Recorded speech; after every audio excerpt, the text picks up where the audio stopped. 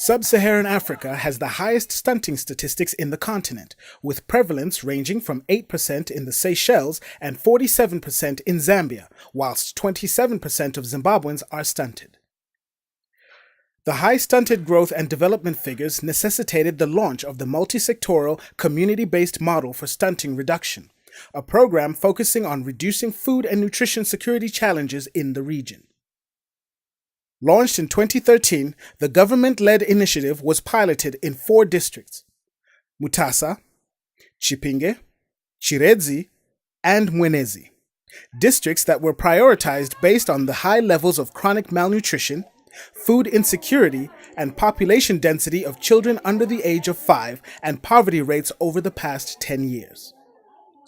The average stunting rate in these 4 districts was 33%, with the highest prevalence being in Chipinge district at 43.8%. Stunting has adverse effects on children's cognitive and behavioral development. As such, it is critical to address factors as early as conception. UNICEF Nutrition Manager Ismail Teta. Between the time the women get pregnant to the age of 2 years old, you have about 1,000 days. If you fail during that period to provide child with adequate start in life in terms of nutrition, in terms of health, in terms of hygiene, then it is more likely that you will end up with a stunted child. To monitor growth and development of children during the window of opportunity and as a way of evaluating the results of the community-based multi-sectoral model to reduction of stunting, UNICEF, in partnership with the Food and Nutrition Council, through a $500,000 fund from the Bill and Melinda Gates Foundation, developed and launched the multi-sectoral near real-time monitoring system in 2014. Developed for 4 countries, Zimbabwe, Kenya, Uganda, and Swaziland, near real-time monitoring screens every step of data collection and provide early monitoring and warning at all levels. According to UNICEF Zimbabwe's Deputy Representative, Dr. Jane Mwita, whereas the country's health coordination and management information systems were strong, monitoring and evaluation systems were slow.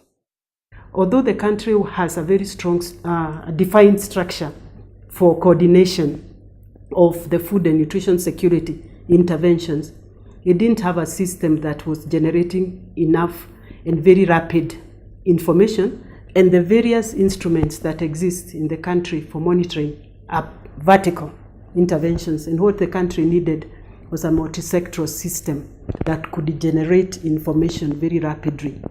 So we defined what we thought at that moment would be real-time monitoring system, but we soon enough realized that it could not be very real-time, so we call it near real-time. The multi-sectoral food and nutrition security policy and implementation matrix calls for stakeholders in agriculture, social protection, health, nutrition, education, water and sanitation sectors to address food and nutrition insecurity using a multi-sectoral approach. Previously, data collection and analysis ran in parallel structures with individual sectors gathering data specific to their concerns. Authentication and collaboration of data between the sectors was slow and cumbersome. As a result, responses to intervention programs were always lagging behind. We are no longer departmentalized as we used to be. We are working together. It is easy to prioritize some interventions, even if they are not in the sector of the Ministry of Health, as it used to be. Because issues of stunting, issues of food and nutrition security, they are not really issues to do with the Ministry of Health alone. It cannot do it alone. We are trying to attack a problem that is multifaceted, stunting. Instead of us running to look for data from different sources or different ministries, we have it in one place. So that's the big C. That's the other big C, convergence. The Near Real-Time Monitoring System is an Android and Internet web-based program made up of 3 components, which are the Open Data Kit System, Food and Nutrition Council System, and the Rapid Pro component. Throughout the month, data is collected by village health workers using data collection registers containing questions on wide-ranging multi-sectoral nutrition-specific and nutrition-sensitive indicators. The village health workers submit the registers to either the nurse in charge or the environmental health technician who feeds data into the tablet. At midnight, the system automatically updates itself, generates and sends dashboards to committees. For indicators in the red, the Near Real-Time Monitoring System sends SMS alerts through Rapid Pro to community members, warning them on danger areas. The Food and Nutrition Council Information Technology team, led by Herbert Zirere, analyzes the dashboards and prepares reports for the multi-sectoral stakeholders.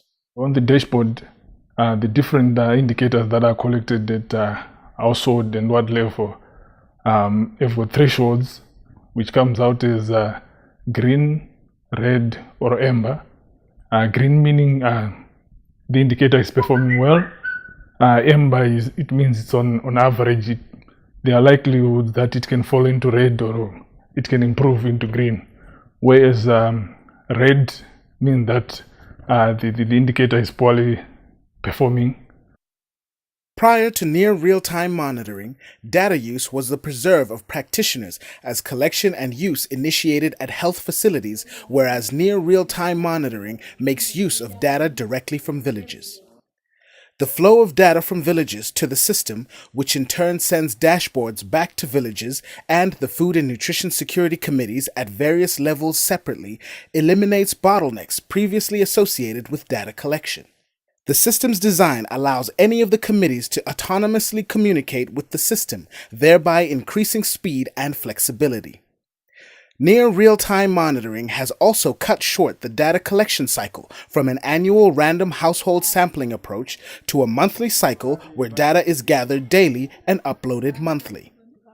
Increased availability, access and utilization of near real-time monitoring data has enhanced nutrition improvement planning and decision-making at all levels.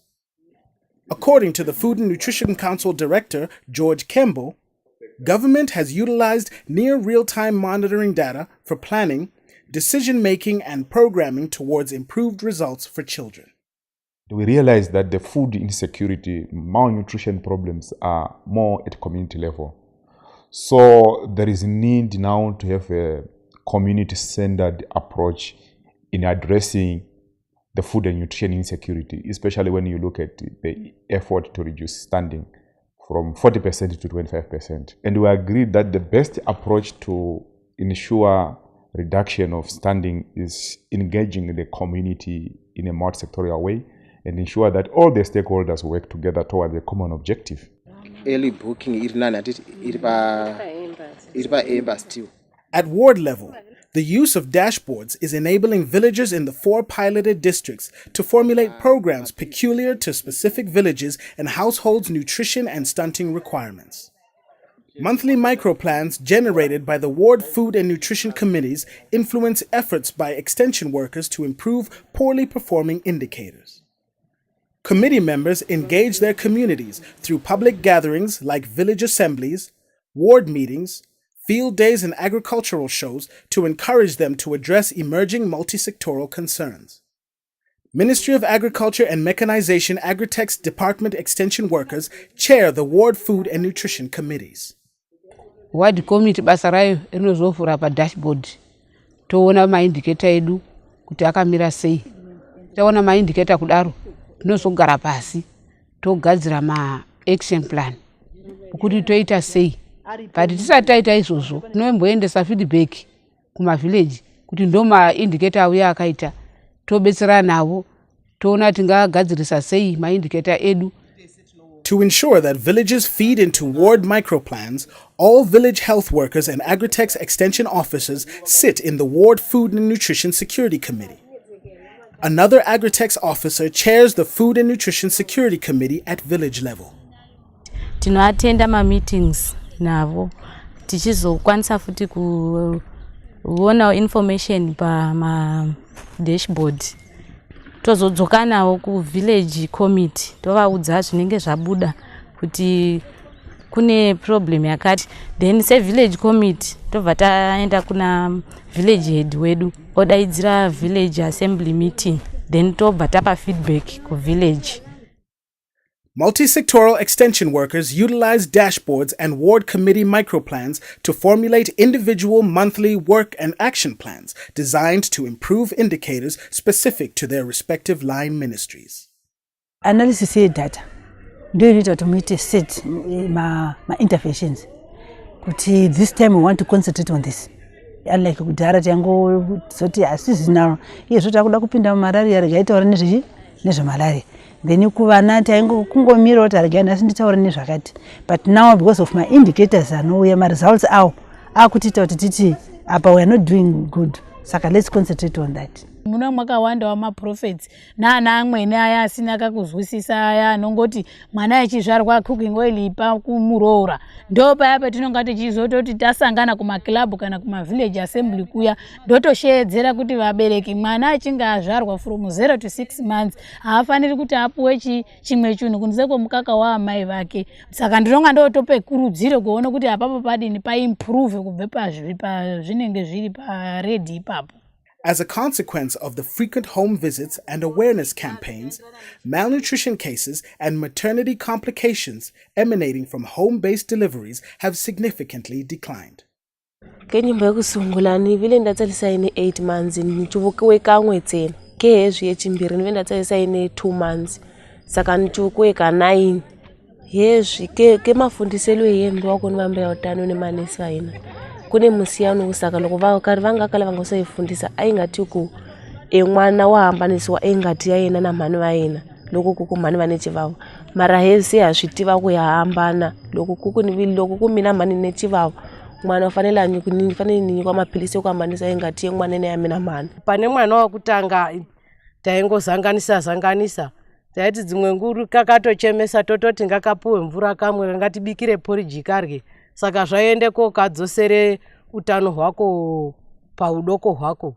Ndikatarise mwana wangu wekutanga ndotarisa neuyu akasiyana kuti uyu utori neutano hwake hwakanyatsokunga hwakatojeka, amwe acho anoita ungate haasi kukura ungate haasi kudya. Councils are utilizing near real-time monitoring data by comparing dashboards from various wards to establish factors affecting performance between the areas. Findings have influenced planned and systematic settlements as traditional leaders are now being encouraged to ensure that the number of households located within an area match water, sanitation, and health facilities. After availing land, local leaders are now insisting on the construction of toilets first. Unompa nzvimbo yokugara asi chaunomutaurira ndechekuti usati waka kitchen kana chimwe chinhu unofanira kuaka toilet. Pese panoungana vanhu ndonga tikurudzira kuti paite toilet. Pano pama village assembly pane toilet. Kunyari kwatinoita ma ward meetings edu kune ma toilets ari ikoko. In an effort to increase sanitation coverage and to combat outbreaks of diarrheal diseases, the Ministry of Health and Childcare launched the Zero Open Defecation Strategy. Chipinge and Chiredzi districts in Manicaland and Masvingo provinces respectively are amongst districts with the worst sanitation coverage in the country. Environment health technicians in these red zones have been exploiting the near real-time monitoring data to formulate campaigns aimed at improving access to water and sanitation. Tichitanga munomu wadi yatingati sanitation coverage tangatiri pa 29%. Tatanga rudzidziso runoru rwokubatsirana nekuvhiyiwe chiri dashboard redu tichiona zviri pared takakwanisa kukwira zvokuti pari zvino taapa 35% sanitation coverage. Since the launch of the near real-time monitoring system, recent surveys have shown a 10-point increase in the knowledge of caregivers on infant and child feeding practices. Key interventions such as iodized salt and vitamin A supplement intake have improved. there has been a rise in positive actions with increases in early registration of pregnancies, construction of Blair toilets, and use of tippy taps. Speed, relevance, and convergence are the major strengths of near real-time monitoring system data. However, like any other monitoring and evaluation tool, the technology has its challenges. Chief among them is the inconsistency and quality of data with a 60% submission rate. We would want to track, say, a child from the day that he or she entered into the system up to the time that he or she graduates out of the system. Sometimes we face issues whereby in this month a kid has got data, but in the coming 2 or 3 months the data for that kid is missing. Henceforth we cannot track that kid. Consistency in coming in of data is not what we would want it to be. Lessons from the pilot phase of the near real-time monitoring system for the multi-sectoral community-based model to stunting reduction have been used to scale up the program from the 4 piloted to 19 districts through funding from DFID. Near real-time monitoring has established itself as the monitoring and evaluation tool for future programming on health and nutrition, particularly for under-2s, pregnant, and lactating mothers. Across the line, both nutrition-sensitive and nutrition-specific interventions are showing some improvement, and these improvements are even better in the 4 pilot districts where we started the near real-time monitoring system.